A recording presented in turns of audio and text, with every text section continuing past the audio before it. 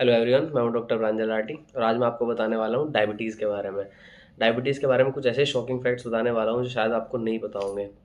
तो सबसे पहले तो आपको बताना चाहूँगा कि इंटरनेशनल डायबिटिक फेडरेशन के अकॉर्डिंग अभी करंटली इंडिया में 7 करोड़ से ज़्यादा लोगों को डायबिटीज़ है। हाँ, और ये इतनी तेज़ी से हमारे यहाँ पे बढ़ रही है कि अगले आने वाले 20 सालों में मतलब 2045 तक ये नंबर 14 करोड़ होने वाला है। मतलब डायबिटीज़ पेशेंट की संख्या डबल हो जाएगी आने वाले 20 साल में। तो अपने आप में ये एक बहुत बड़ी बात है। इसके अलावा आपको पता है कि डायबिटीज़ में एम्पुटेशन कितना कॉमन है? मैं पहले बता दूं, एम्पुटेशन मतलब शरीर के किसी अंग को काट देने को हम एम्पुटेशन बोलते हैं। जैसे पैर का काट देना काफ़ी कॉमन होता है डायबिटीज़ की कॉम्प्लिकेशंस में। तो जो डायबिटीज़ में एम्पुटेशन होता है उसका नंबर कहीं ज़्यादा है उससे जो एक्सीडेंट्स या फिर फैक्ट्रीज़ वगैरह में इंजरी से एम्पुटेशन होता है। फैक्ट्रीज़ में और एक्सीडेंट्स को मिला के साल भर में भारत में, हमारे देश में 15 से 20 हज़ार एम्पुटेशन होता है। मतलब 15 से 20 हज़ार लोगों का पैर काटा जाता है एक्सीडेंट्स या फिर फैक्ट्रीज़ वगैरह की इंजरीज़ को मिला के। यही नंबर अगर मैं आपको डायबिटीज़ के बारे में बताऊँ, डायबिटीज़ पेशेंट में 2 से 3 लाख पैर काटे जाते हैं हर साल भारत में। तो ये इतना बड़ा नंबर है, फिर भी हम डायबिटीज़ को ऐसे, शुगर को ऐसे इतना मतलब इग्नोर करते रहते हैं, दवाई नहीं लेते हैं।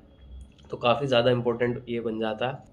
अगर मैं दूसरी कॉम्प्लिकेशन की बात करूं जो डायबिटिक रेटिनोपैथी है, इसमें 10 से 15 लाख लोगों की रोशनी आंखों की हर साल चली जाती है भारत में। मतलब 10 से 15 लाख लोग हर साल अंधे हो जा रहे हैं सिर्फ डायबिटीज़ की वजह से। तो ये अपने आप में इतना बड़ा नंबर है। इसके अलावा एक डायबिटिक नेफ्रोपैथी करके कॉम्प्लिकेशन होती है जिसमें डायबिटीज़ पेशेंट की जो है किडनी दोनों खराब हो जाती हैं, जो एंड स्टेज रीनल डिजीज़ में चले जाते हैं। साल में 15 लाख लोगों की किडनी खराब हो रही हैं सिर्फ और सिर्फ डायबिटीज़ की वजह से। ये इतना बड़ा नंबर है कि सबसे ज़्यादा कॉमन कॉज जो आजकल किडनी फेलियर का देखा जा रहा है वो डायबिटीज़ ही है। और इसमें अगर आपकी दोनों किडनी फेल हो जाती हैं तो फिर कुछ ऑप्शन नहीं बचता है, या तो आप डायलिसिस कराना पड़ता है आपको, जो कि हफ्ते में 1-2 बार होता ही है, या फिर आपको किडनी ट्रांसप्लांट करानी पड़ती है। दोनों ही एकदम महंगे और मतलब परमानेंट इलाज नहीं है। किडनी ट्रांसप्लांट के भी अपने कॉम्प्लिकेशन होते हैं। तो ये 3 बड़ी मेन कॉम्प्लिकेशन होती हैं डायबिटीज़ को लेके। इसके अलावा अगर मैं बात करूँ एक मेजर बात की, वो ये है कि इंडिया में, हमारे भारत देश में 50% लोग डायबिटीज़ के अनडायग्नोस्ड ही रहते हैं। उनको पता ही नहीं है कि हमको डायबिटीज़ है। अगर उनको पता नहीं होता है तो मैनेज नहीं करते हैं, कोई प्रिकॉशन नहीं लेते हैं और जल्दी से जल्दी कॉम्प्लिकेशन उनको हो जाती है। और एक नई चीज़ जो भारत में देखी जा रही है वो ये है कि जो टाइप 2 डायबिटीज़ होती है, जिसको हम पहले देखते थे कि ये 40 साल से ऊपर की उम्र के लोगों में होती थी, 50 साल पे, 60 साल पे होती थी। आजकल वो देखा जा रहा है कि वो 25, 30, 35 साल पे होने लगी है। तो अगर डायबिटीज़ इतनी जल्दी हो जाएगी तो उसके डायबिटीज़ के साथ लंबे समय तक आदमी को रहना पड़ेगा, जिसकी वजह से कॉम्प्लिकेशन के चांस और बढ़ जाते हैं। तो मतलब आजकल ये कहा जा रहा है कि डायबिटीज़ हमारे यूथ को खा रही है, मतलब यंग इंडियंस को किल कर रही है। तो ये भी एक अपने आप में एक बड़ी शॉकिंग न्यूज़ है।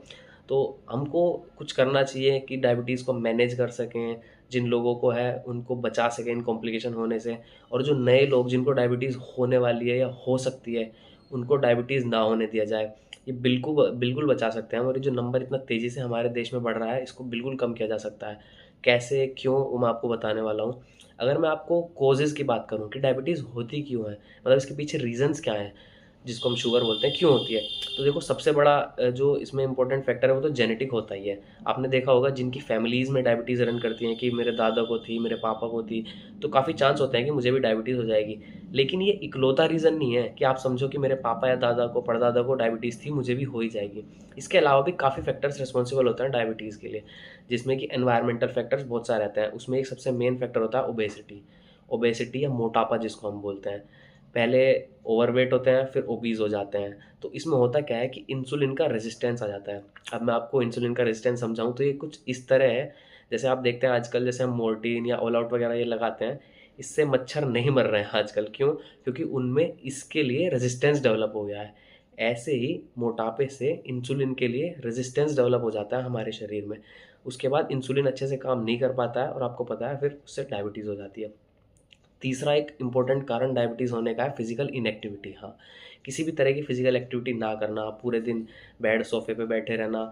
आजकल लोगों का काम भी ऐसा हो गया है कि बैठ के करने का काम है। जैसे हम देखते हैं आईटी सेक्टर में तो पूरा ऐसे बैठ के ही काम करना होता है, कोई फिजिकल वर्क रह नहीं गया है। उसके अलावा मतलब हम लोगों का जो लाइफस्टाइल है वो कुछ ऐसा हो गया है कि हम फिजिकल एक्टिविटी कर ही नहीं रहे हैं। जिम वगैरह बहुत कम लोग जाते हैं, रनिंग वगैरह कुछ नहीं, बस लेटे रहते हैं। वो भी जो है इंसुलिन रेजिस्टेंस भी बढ़ाता है और डायबिटीज़ के लिए आपको आगे कर देता है, आपको डायबिटीज़ होने के काफ़ी चांस बढ़ा देता है। तो ये 3 तो एकदम मेजर फैक्टर है। जेनेटिक फैक्टर, जो जेनेटिक मेकअप आपका है, दूसरा फिजिकल इनएक्टिविटी, और तीसरा हमारा जो लाइफस्टाइल है, जिसकी वजह से खाना पीना वगैरह ये सब इंक्लूड करके जो मोटापा हम में आ रहा है, उसकी वजह से डायबिटीज़ काफ़ी हो रही है।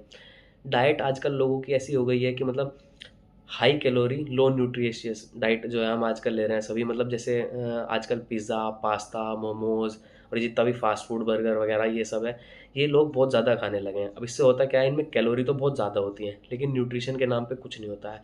विटामिन, मिनरल्स वगैरह जो होने चाहिए, या फिर जो प्रोटीन हमको ज़रूरत होती है हमारी बॉडी को, वो होना चाहिए, वो कुछ नहीं होता है। उसमें होता क्या है, एक तो कार्ब्स ही कार्ब्स होते रहते हैं, या फिर ट्रांस फैट होता है, जो कि एक गलत फैट या गंदा फैट जिसको मैं कह सकता हूँ, वो होता है। यही हम आजकल खाए जा रहे हैं। इससे क्या होता है कि आपकी बॉडी को न्यूट्रिशन अच्छे से नहीं मिल पाता है, लेकिन कैलोरीज काफ़ी मिलती हैं। तो आपको मोटापा तो होगा, लेकिन न्यूट्रिएंट्स की आपकी बॉडी में कमी हो जाएगी। तो ये भी डायबिटीज़ के लिए आपको आगे करता है। इसके अलावा हाई बीपी होना, कोलेस्ट्रॉल का बढ़ना, और जो है स्लीप डिसऑर्डर्स, अगर नींद में भी आपको परेशानी है तो वो भी देखा गया है कि वो डायबिटीज़ की तरफ आपको ले जाती है। इसके अलावा स्मोकिंग, बहुत से लोग स्मोकिंग की तरफ जाते हैं। यंगस्टर्स में काफ़ी कॉमन है कि स्मोकिंग की तरफ जाना। तो स्मोकिंग भी देखा गया है कि डायबिटीज़ से काफ़ी लिंक है। तो अगर आप स्मोकिंग भी करते हैं तो आप बिल्कुल, आप डायबिटीज़ को आपके होने के काफ़ी चांसेस है। इसके अलावा कुछ मेडिकेशंस भी होती हैं जो हम किसी और कंडीशन के लिए यूज़ करते हैं, लेकिन उन मेडिकेशन से आपको डायबिटीज़ हो सकती है, लेकिन उसको तो हम इतना नहीं रोक सकते हैं, तो वो तो क्योंकि किसी और कंडीशन के लिए होती हैं तो करनी ही पड़ेगी मेडिकेशन तो। उसके अलावा एक स्ट्रेस, जैसे आजकल की लाइफस्टाइल हमारी ऐसी हो गई है, हमारे काम से हो गए हैं जिसमें हमको काफ़ी स्ट्रेस रहता है। स्ट्रेस से होता क्या है कि जब हमको बहुत ज़्यादा स्ट्रेस होता है तो एक कोर्टिसोल करके हार्मोन होता है, वो हमारी बॉडी में रिलीज़ होता है। कोर्टिसोल हमारे ब्लड शुगर लेवल को बढ़ाता है, जिसकी वजह से हम डायबिटीज़ की तरफ चले जाते हैं। कोर्टिसोल आपने देखा होगा, जैसे कोविड के टाइम पे बहुत सारे लोगों को स्टीरॉयड्स दिए जा रहे थे। स्टीरॉयड भी एक तरह से कोर्टिसोल ही होता है, जिसकी वजह से देखा गया कि लोगों का ब्लड शुगर बढ़ रहा था, और आने वाले टाइम में जो है उनको डायबिटीज़ जैसी दिक्कतें भी आने लगी। तो ये सब जो मैंने आपको बताया, ये कॉजेज़ हैं, मतलब डायबिटीज़ आपको क्यों होती है। तो अब अगर आपको डायबिटीज़ या तो हो गई है, आपके फैमिली में, रिलेटिव्स में किसी को डायबिटीज़ है, तो उनका ध्यान रखना बहुत ज़रूरी है। क्यों? क्योंकि अगर एक बार डायबिटीज़ हो गई है तो उसको रिवर्स करना तो बहुत मुश्किल होता है। ऐसा नहीं कह रहा हूँ मैं नहीं कर सकते हैं, हो सकता है कुछ केसेज़ में, लेकिन कॉम्प्लिकेशन को रोकना काफ़ी आसान है, और हम रोक सकते हैं कॉम्प्लिकेशन को अच्छी डाइट फ़ॉलो करके, फिज़िकल एक्टिविटी फ़ॉलो करके, और कुछ फैक्टर्स और हैं जिसको अगर हम ध्यान रखें उन सबको फ़ॉलो करके। तो मैं अभी आपको ये बताने वाला हूँ कैसे कैसे हम डायबिटीज़ को मैनेज कर सकते हैं, कैसे क्या-क्या हम करें ताकि उनको कॉम्प्लिकेशन ना हो। तो अब मैं आपको ये सब बताने वाला हूँ। तो अब मैं आपको बताने जा रहा हूँ कि हमको क्या करना चाहिए डायबिटिक पेशेंट को मैनेज करने के लिए। सबसे पहले तो हेल्दी डाइट।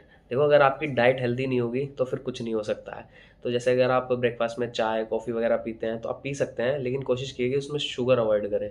अगर वो फ़ीकी चाय, फ़ीकी कॉफ़ी अगर आप पियोगे तो ज़्यादा अच्छा है। अगर आपको मिल्क या फिर जो है कर्ड, दही जिसको कहते हैं, अगर वो लेना पसंद है तो आप ले सकते हैं, बट कोशिश करें कि शुगर अवॉइड करें उसमें। हो सके तो फ़ीका दूध पी लें तो अच्छा है। इसके अलावा खाने में आप ज़्यादा से ज़्यादा सब्ज़ी इंक्लूड कर सकते हैं। मैदा को जितना ज़्यादा से ज़्यादा हो सके अवॉइड करें।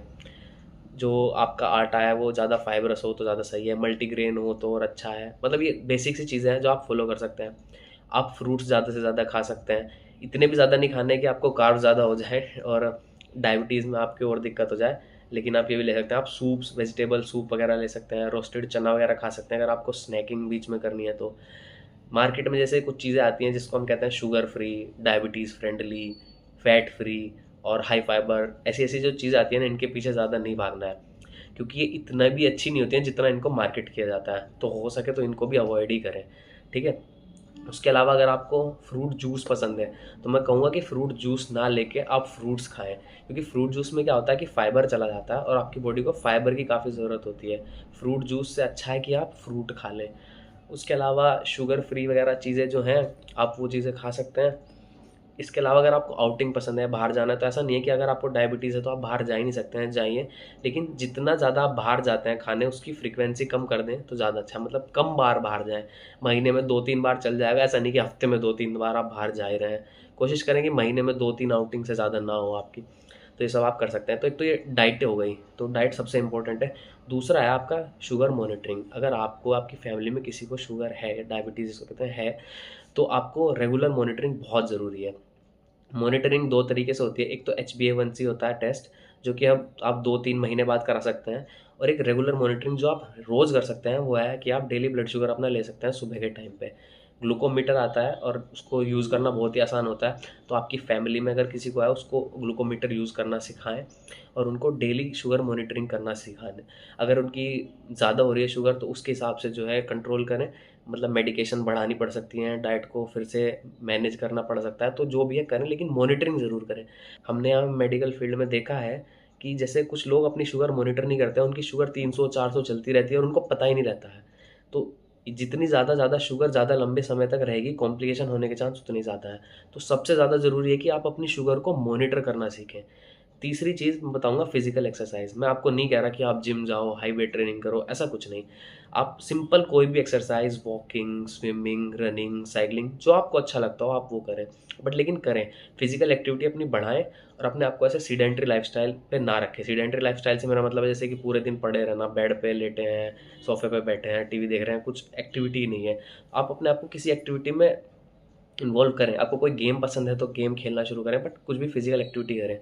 देखो, डायबिटीज़ को मैनेज करने के लिए बहुत सारी चीज़ें हैं, लेकिन ये 3 बेसिक चीज़ें, एक आपकी हेल्दी डाइट, दूसरा शुगर का मॉनिटर करना, तीसरा फिजिकल एक्टिविटी। ये एकदम तीनों बहुत ज़्यादा इंपॉर्टेंट और कंपल्सरी हैं। आप इन 3 चीज़ों को करें और इसके साथ में बाकी तो आपको कुछ भी ऐड ऑन करना है वो करें। बाकी चीज़ें मैं आपको बताता हूँ।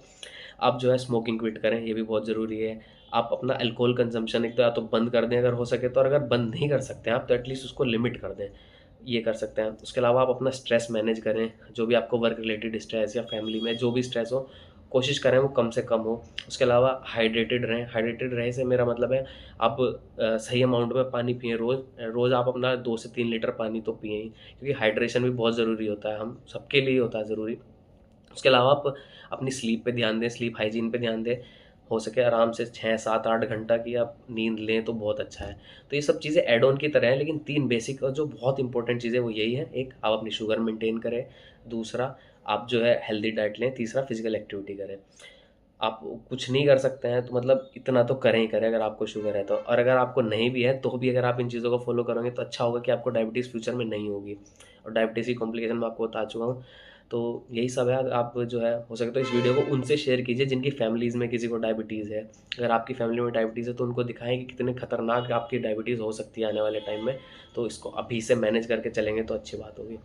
और आपको डायबिटीज़ से रिलेटेड कोई क्वेरी वगैरह हो तो आप कमेंट कर सकते हैं। ऐसी वीडियो और भी मैं सोच रहा हूँ बनाऊँ, तो आप सब्सक्राइब कर लेना। ठीक है, थैंक यू।